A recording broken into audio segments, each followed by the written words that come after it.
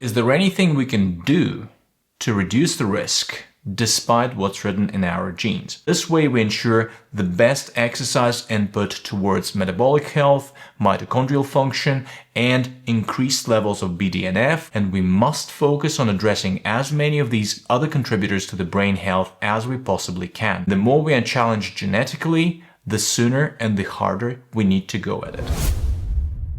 This video is the first in the two-part mini-series that I've dedicated to the group of tests that I consider very special. We may do these tests when we're feeling totally healthy, and we may or will remain healthy and alright for years and decades, maybe even for the rest of our lives. Yet these tests may be pointing at significantly increased risks of one or more of the most dreaded diseases of humanity. And probably the worst thing about them is that there is no direct way of leveraging the risk factors that they reveal. So if there is no way of directly nullifying these risks, what's the point of doing these tests? To get a positive result and live in stress of anticipation of the doom for the rest of our life? Or maybe there still are some solutions for us. Let's find out together in part 1, dedicated to a genetic test that checks our APOE gene variant.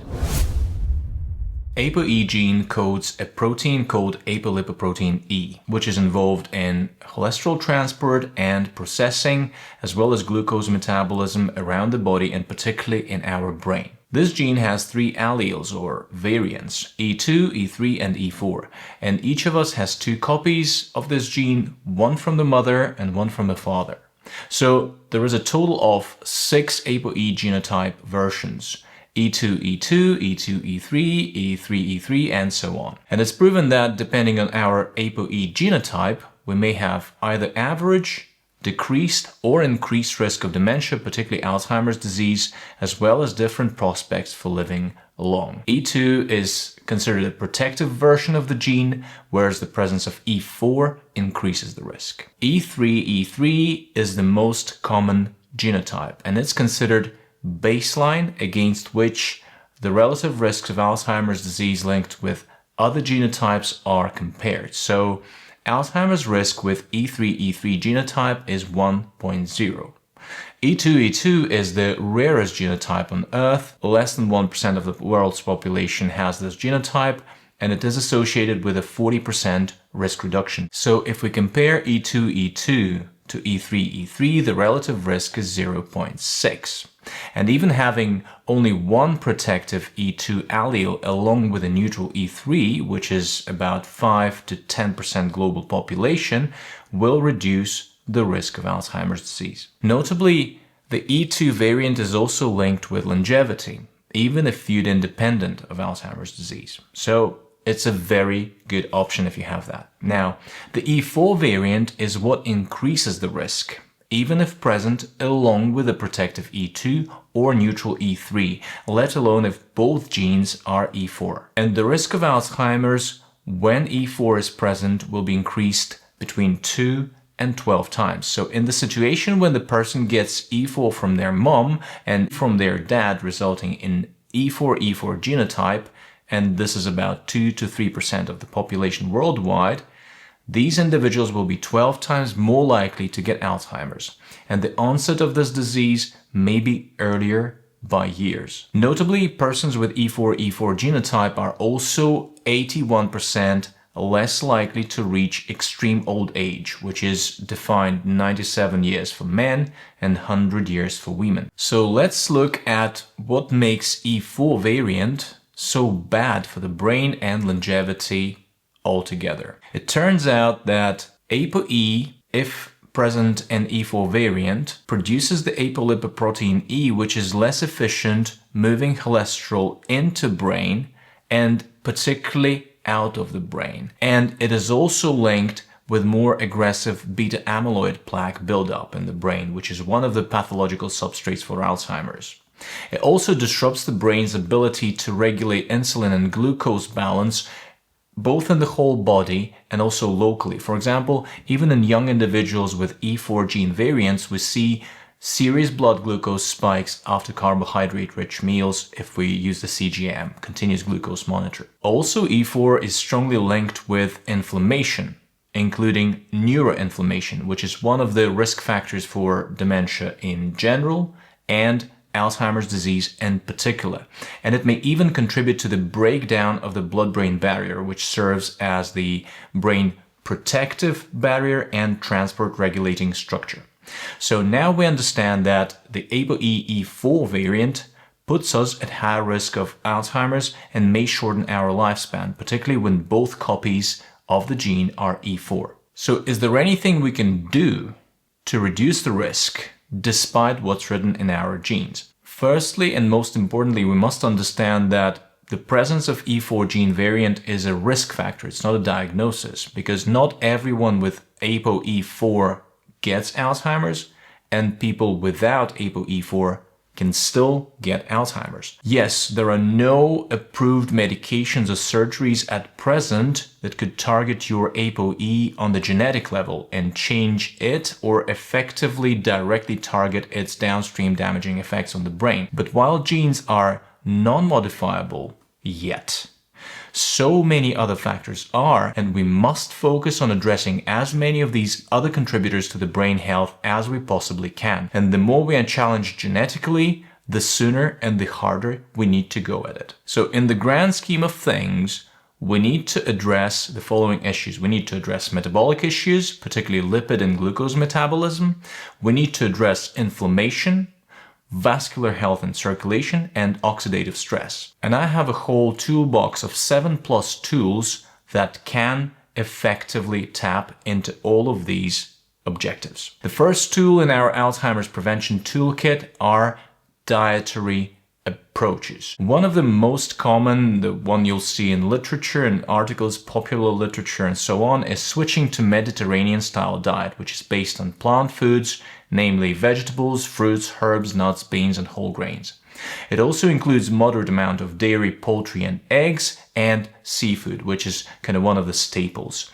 The characteristic feature is also only occasional consumption of red meat and shift from saturated fats towards mono and polyunsaturated fats, as well as shift from refined and simple carbs to more complex carbohydrates. One of the benefits of fish and seafood in general in the context of this diet and in the context of Alzheimer's, particularly for the people with E4 genotype, is the protective effects of DHA omega-3 polyunsaturated fatty acids. They are specifically useful for brain health, for metabolic function, and for blood-brain barrier function. For the same reason, omega-3 supplementation as such may be useful. Another dietary option which is emerging as particularly protective and important for APOE4 carriers is whole food plant-based diet, which shares a lot with Mediterranean, but at the same time has certain facets particularly exalted. This diet is naturally low in saturated fat and cholesterol, and high in foods that features compounds that help vasodilation and thus may significantly benefit vascular health, particularly maintaining healthy blood flow to the brain. Also, it is characteristic of plant-based diet that it's free from compounds causing chronic inflammation, which is one of the key drivers of Alzheimer's pathology, which is further exacerbated in E4 carriers. And it is also rich in anti-inflammatory compounds from fruits, vegetables, and legumes. Plant-based diet is also high in antioxidants like vitamin C and E and thousands of phytonutrients, which protect the more vulnerable APOE4 carrier brains and other brains alike from oxidative stress. Whole food plant-based diet is also high in fiber, and fiber helps stabilize blood sugar levels and improve insulin sensitivity, which is particularly altered in APOE carrier brains.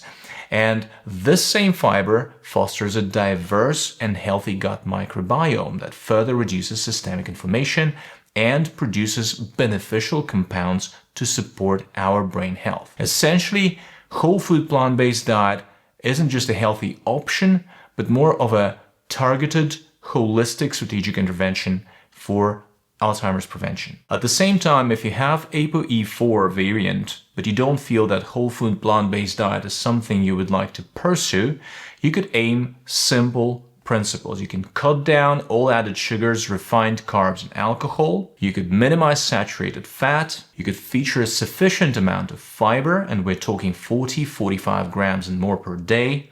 And you could put emphasis on getting sufficient amount of omega-3, particularly DHA, either with oily fish or supplementation. The second and probably the most potent tool in our toolkit to support brain health and reduce Alzheimer's risk is exercise. Both strength and cardiorespiratory fitness have direct proven links to lower risk of neurodegenerative disease. Exercise helps to address glucose homeostasis and improve our vascular health, and it also positively affects inflammation and reduces oxidative stress, and thus we can see that exercise taps into all the major contributors to Alzheimer's pathogenesis. And to provide maximal prevention benefits for E4 carriers, and to be honest, anyone else interested in warding off Alzheimer's disease or dementia in general, it is a combination of steady-state endurance exercise like Zone 2 training, higher intensity endurance training, and strength training that will yield ultimately the best results. So we should aim at least 150 minutes per week of Zone 2 training, ideally as 3 to 4 sessions of 45 to 60 minutes each.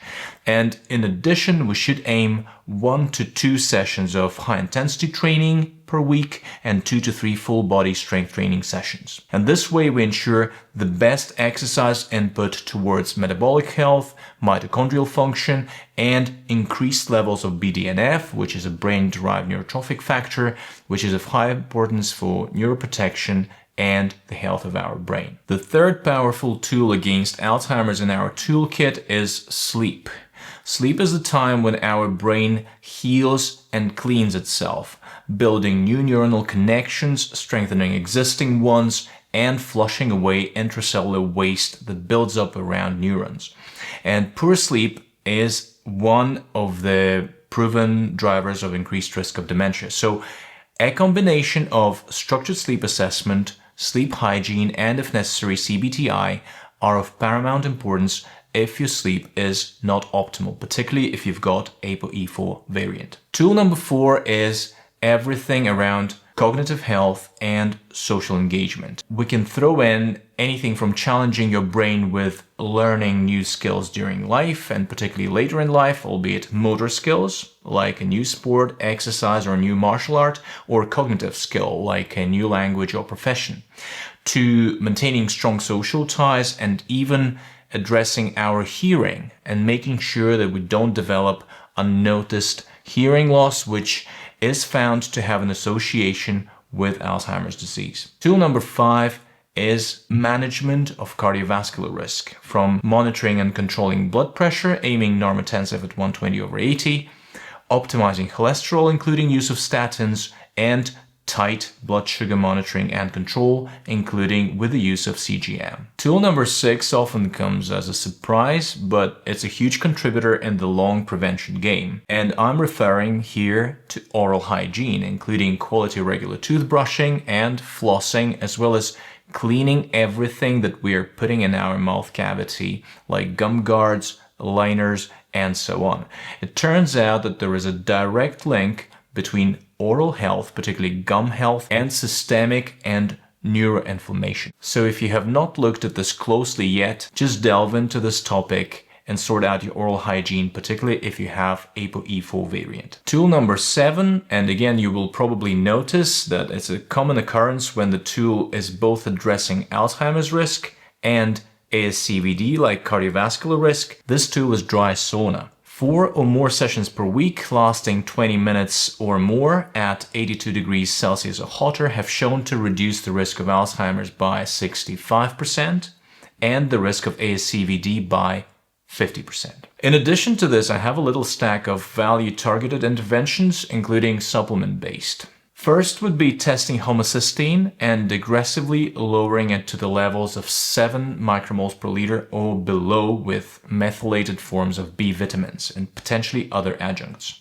Second is supplementing omega-3 with 1 to 4 grams DHA and EPA combined per day, with probably more emphasis on DHA due to its protective effects on brain metabolism, and on blood-brain barrier. And we should be aiming, as always, omega-3 index of 8+% or more. The third is supplementing vitamin D, aiming adequate levels of 50 to 80 nanomoles per liter. And the fourth is deploying hormone replacement therapy for women where appropriate. And there are two more things that we have to keep in mind in the context of Alzheimer's. One thing you can and probably should do, particularly if you have APOE4, is to rigorously monitor for the absolute earliest signs of Alzheimer's disease. And this way, you would be able to consider the drugs targeting amyloid beta peptide and tau protein as soon as possible, if such signs emerge. So careful, vigilant monitoring for the signs of Alzheimer's. There is also a genetic test that you can do, either if you have APOE4 or regardless, and it is the test to determine your Klotho gene. Klotho gene is responsible for the production of Klotho protein, and this protein is associated with longevity and neuroprotection. Again, we get one copy from our mom and one copy from our dad. If both copies of Klotho gene are normal, so we are normal homozygous with regards to Klotho gene, then our body will produce standard amounts of Klotho protein.